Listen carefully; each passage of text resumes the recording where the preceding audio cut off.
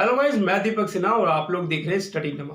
आज हम करने जा रहे हैं चैप्टर नंबर 5 न्यू सिलेबस के अकॉर्डिंग। चैप्टर का नाम है लोकतांत्रिक पुनरुत्थान। ठीक है, ओल्ड सिलेबस में जो टॉपिक्स हमारे पास हैं और सीबीएसई ने जो न्यू टॉपिक्स ऐड किए हैं उनकी मैं जानकारी आपको देना चाहता हूं। जो ओल्ड सिलेबस के अंदर जो टॉपिक्स हैं उसमें से मोस्ट इंपॉर्टेंट क्या है कि एग्जाम के नजरिए से हम उसको पढ़ें, ये चीज मैं आपको बताऊंगा। और न्यू टॉपिक्स कौन से ऐड हुए हैं उनके बारे में मैं इस वीडियो में आपको बताऊंगा। प्लीज ध्यान से समझना कि मैं बात को क्या कहना चाहता हूं, एक पृष्ठभूमि जिससे कि आपको बात समझ में आए। वीडियो बिल्कुल लंबी नहीं करूंगा, जल्दी आ जाइए बोर्ड पे। 1952 में पहला आम चुनाव हुआ, कांग्रेस जीती। बस शॉर्टकट में कह रहा हूं मैं। 57 में दूसरा आम चुनाव हुआ, कांग्रेस जीती। 1962 में तीसरा आम चुनाव हुआ, कांग्रेस जीती। 1967 में चौथा आम चुनाव हुआ, कांग्रेस जीती। 1971 में पांचवा आम चुनाव हुआ, कांग्रेस जीती। ठीक है, कहानी यहां से स्टार्ट होती है 71 से, जो मोस्ट इंपॉर्टेंट है आपके चैप्टर नंबर 5 में। ध्यान देखना कि 71 में कांग्रेस जीती। 1977 में छठा आम चुनाव हुआ और कांग्रेस हार गई। ठीक है, पूरे तरीके से कांग्रेस हार गई। पहली बार गैर कांग्रेस अगर मैं कहूं तो उसकी सरकार बनी। अब आ जाइए 1980 में सातवां आम चुनाव। इसमें कांग्रेस ने फिर से वापसी करी और कांग्रेस जीत गई। ओल्ड सिलेबस के अंदर आप लोगों को इस 71 से लेके 1980 तक के बारे में विस्तार से पढ़ना है। ज्यादा से ज्यादा 5 से 6 क्वेश्चन बनेंगे 1971 से 1980 तक के बीच में। मोस्ट इंपॉर्टेंट हो जाते हैं एग्जाम के नजरिए से।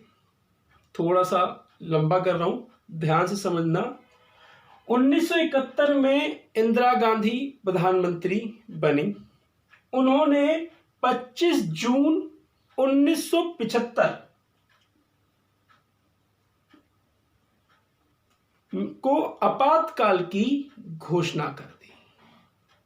ठीक है, ये बहुत बड़ा मुद्दा है, ये वाला, इसको मैं स्टार बना दूं। ये बहुत बड़ा मुद्दा है। इंदिरा गांधी ने जो आपातकाल लगाया, यहीं से आपका चैप्टर नंबर 5 स्टार्ट हो जाता है मोस्ट इंपॉर्टेंस के लिए। ठीक है, यहां तक आप लोग बात समझ गए होंगे। मैं इसमें और चीज हल्की सी ये बता दूं कि इंदिरा गांधी ने आपातकाल क्यों लगाया, क्या परिस्थितियां थी सरकार के सामने कि आपातकाल लगाना पड़ा। आपातकाल लगाने के बाद देश की क्या स्थिति हो गई, आपातकाल के बाद देश की कैसी स्थिति रही, इन सब चीज की चर्चा इस चैप्टर के अंदर हम करेंगे। और जो विपक्षी दल था उनको एक मौका मिल गया सरकार के खिलाफ जनता को अपनी तरफ खींचने का, कि आगे आने वाले आम चुनाव में, यानी कि छठे आम चुनाव में हमारे पास कुछ दमदार वजह होनी चाहिए ना कि सरकार की हम बुराई कर सके, तो वो आपातकाल था। और हुआ भी ऐसे ही। 1977 में जनता ने कांग्रेस को नकार दिया। 1977 में जनता ने कांग्रेस सरकार को नकार दिया और यहां पर जनता पार्टी की सरकार पहली बार बनी। ठीक है, जनता पार्टी की। तो ये समयकाल 1971 से 1977 तक के जो भी क्वेश्चन आपके 3-4 क्वेश्चन 5 क्वेश्चन आपके सैंपल पेपर गाइड या कहीं भी हो, उनको प्लीज मोस्ट इंपॉर्टेंट होंगे, उसको अच्छे तरीके से याद कर लेना। अब 2-3 क्वेश्चन 77 से 80 तक के बीच में भी बनते हैं कि 77 में छठे आम चुनाव में जनता पार्टी सरकार में आई और ऐसा क्या हुआ कि जनता पार्टी बिखर गई, टूट गई और अपना समय काल पूरा नहीं कर पाई और 1980 में ही 7वां आम चुनाव हो गया।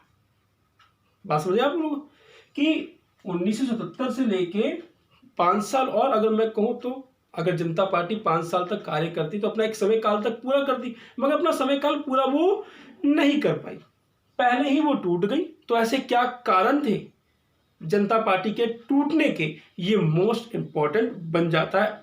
और लास्ट 1980 में फिर कांग्रेस वापस कैसे आई, क्या कारण बन जाते। कारण तो ऊपर ही मालूम चल गया कि भैया जनता पार्टी बिखर गई, तो हम जब उसके कारण पढ़ेंगे तो यही क्वेश्चन इसके साथ मर्ज हो जाएगा कि 1980 में इंदिरा गांधी वापस सत्ता में 7वें आम चुनाव में वो आ गई। तो ये इंपॉर्टेंट हो जाता है आपका सन 1971 से लेके 1980 तक 5-6 क्वेश्चन बनेंगे मोस्ट इंपॉर्टेंट। इसको अच्छे तरीके से आप लोग पढ़ लेना, क्या लेना, मैं आप लोगों को वीडियो बनाऊंगा कि कौन सा क्वेश्चन आप लोगों को पढ़ना है, कौन सा नहीं। ठीक है, अब मैं आपको बताता हूं कि सीबीएसई ने न्यू टॉपिक ऐड कौन से किए हैं। ठीक है, आप लोगों ने मेरी लास्ट वीडियो देखी होगी तो आप लोगों को मालूम होगा कि मैं प्रीमियर के सैंपल पेपर से करवा रहा हूं। इसकी लैंग्वेज मुझे बहुत अच्छी लग रही है, तो इसके अंदर बाखूबी अच्छे तरीके से दिया हुआ है कि कौन से न्यू टॉपिक किस किस चैप्टर में क्या क्या ऐड किया गया है। तो आपके 5वें चैप्टर में जयप्रकाश नारायण तथा समग्र क्रांति के बारे में एक टॉपिक ऐड किया गया है। ये आप अगर आप देखना चाहो तो ठीक है।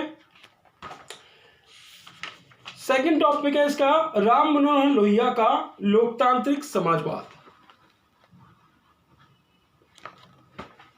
एंड इसका थर्ड टॉपिक है दीनदयाल उपाध्याय तथा एकात्म मानववाद। ये 3 टॉपिक इसके अंदर जोड़े गए हैं। अगर मैं इन तीनों के बारे में कहूं तो इन तीनों के बारे में हमारे ओल्ड सिलेबस के अंदर है, मगर वो थोड़ा थोड़ा दिया हुआ है। अब न्यू सिलेबस के अकॉर्डिंग क्या किया है कि इनके बारे में थोड़ा डिटेल में दिया गया है। तो मैं कहता हूं कि अगर हम तीनों का जीवन परिचय, तो उसके अंदर बहुत सारी बातें आ जाती हैं। अगर याद कर ले, समझ ले उस चीज को, तो बस इनफ है, इससे ज्यादा बिल्कुल नहीं। मगर फिर भी मैं कहूंगा कि अगर आप इस न्यू सिलेबस को साइड में अगर रखते हो और 1971 से 1980 तक पे विशेष ध्यान देते हो, तो यहीं से क्वेश्चन आपका फंस जाएगा एग्जाम के लिए, क्योंकि ये चैप्टर 8 मार्क्स के लिए एग्जाम में इसमें से 8 मार्क्स का क्वेश्चन पूछा जा सकता है। और मैं एक बात तो पक्का होगा कि 5 या 6 मार्क्स का एक क्वेश्चन इसमें जरूर बनेगा, लॉन्ग क्वेश्चन। तो आशा करता हूं मेरी वीडियो से आप लोग समझ गए होंगे कि मैं आप लोगों को बताना क्या चाहता हूं। नेक्स्ट वीडियो जो होगी मेरी वीडियो नंबर 1 होगी, क्वेश्चन आंसर की सीरीज होगी जो प्रीमियर से मैं करवाऊंगा। पहले वो 1 मार्क्स के जो क्वेश्चंस हैं वो कराऊंगा। पहले बता दूं इसके अंदर 47 1 और 2 मार्क्स के क्वेश्चंस दिए गए हैं, उसमें से मैंने 25 क्वेश्चंस निकाले हैं जो बहुत ही इंटरेस्टिंग है, जो आप लोगों को समझने चाहिए। पेपर के नजरिए में पेपर के लिहाज से बहुत ही इंपॉर्टेंट वो है। तो नेक्स्ट वीडियो मेरी क्वेश्चन आंसर की होगी। तो मिलते हैं नेक्स्ट वीडियो में। अपना और अपने परिवार का ध्यान रखें। जय हिंद, जय भारत।